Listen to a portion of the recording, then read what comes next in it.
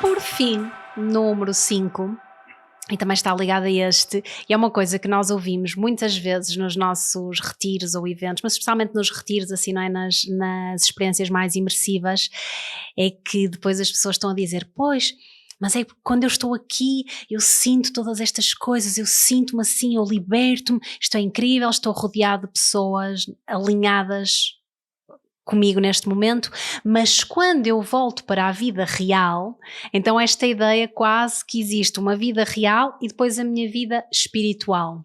Uhum. É giro, vida, é assim, a realidade é muito subjetiva, porque às vezes as pessoas dizem isso, não é? Mas na realidade, qual realidade? A tua realidade, não é? Tu até lhes respondes muitas vezes, mas isto que estás a viver é real. Claro, mas... exatamente. E a realidade depende como é que óculos é que tu estás a usar para ver alguma coisa. E tudo faz parte da vida. Ir a um retiro não é um retiro e depois eu volto para a minha vida. Não, faz tudo parte. São tudo experiências. E claro que se eu vivo uma vida que eu não estou contente com uma série de coisas, que estou frustrado, que estou irritado, que estou bloqueado, claro que se eu vou fazer um processo, um retiro, um workshop, seja o que for, uma viagem em que estou uau durante uma semana ou um mês, depois quando sou confrontado com o meu dia-a-dia, é um choque, não é?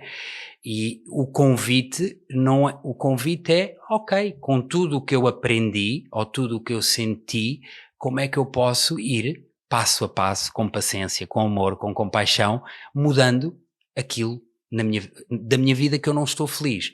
Nós não conseguimos mudar tudo. Às vezes temos que mudar a atitude, às vezes temos que se calhar aceitar ou ver o problema ou o desafio ou a questão, ver de um outro ponto de vista para poder dar um significado diferente, não é? E o convite... Aquilo que se fala de ressignificar, não é? Muitas vezes. Experiências, às vezes há memórias. Coisas que dá para transformar, há outras que temos, se calhar, que aceitar ou ver de uma outra maneira. Mas aí é uma aventura constante, não é? Então isto de espiritualidade ou da vida ou da viagem da autodescoberta é da primeira respiração até à última. É isso, porque muitas vezes há esta ideia, fiz um retiro, transformou uma vida, pronto, já está. Só que não está. Inevitavelmente, claro, a vida, como falámos há bocado, é uma vai aventura. Trazer dias daqueles que merecem um pi no microfone, não é? Vão, claro. E depois e não só, há dias maus e há dramas na nossa vida que acontecem muitas vezes. Há situações que há sofrimento inevitáveis. Então...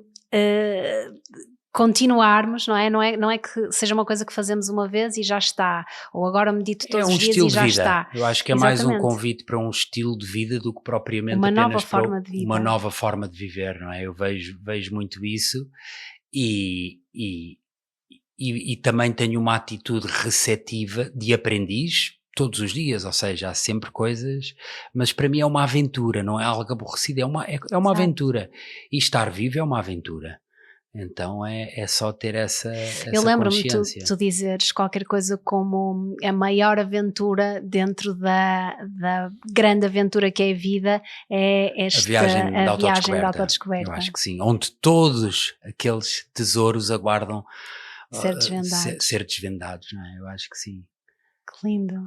Eu acho que é muito por aí. Nascemos esse potencial, essa luz, vamos nos esquecendo ao longo do caminho, vamos pondo uma série de memórias, de preconceitos, de medos, de julgamentos, de dúvidas, vamos nos esquecendo. E isto é um convite a recordar, nem a aprender, constante. É recordar. Recordar constante, não é? Falando da Benedita, da nossa filha, ela está ali ligada 100% diariamente, não é? É pura consciência, pura verdade. Apetece-lhe gritar, grita, apetece-lhe... Seja o que for, não é? Não tem medo de ser ela mesma, por enquanto. Diz que não quer.